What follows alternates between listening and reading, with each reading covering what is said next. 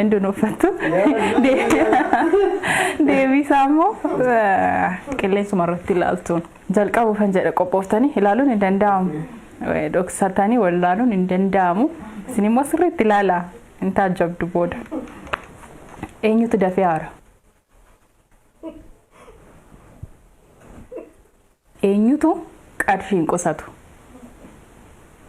Eenyutu of jaalata?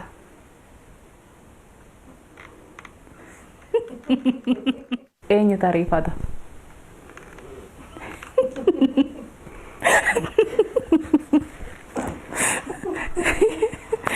Eenyutu inaafa amala inaafa? Eenyutu qaba?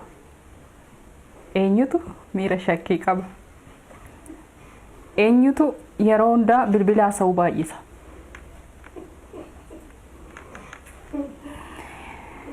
Eenyutu hiriyaa baay'isa?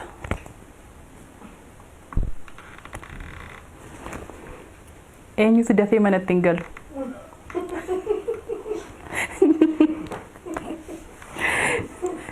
Amma maas kan itti taasisuudhaan ijoollee keessaniitiif gaaffiidha kan hin dhiyeessu. Mee isin immoo maal gootu? Televezyiinii irratti ilaaltu waan isaan isinii deebisan. Tole? Eenyutu jeeqa?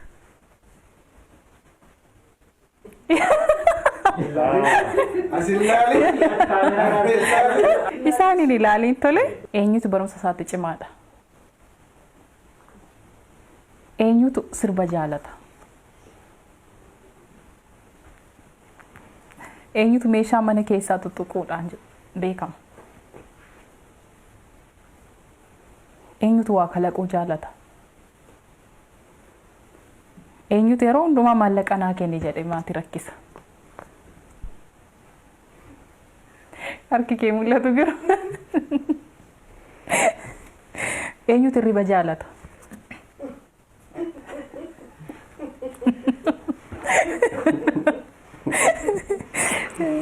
Eenyutu televezyiinii daawwachuu jaalata? Fiilmii fa'a? Eenyutu boo'a?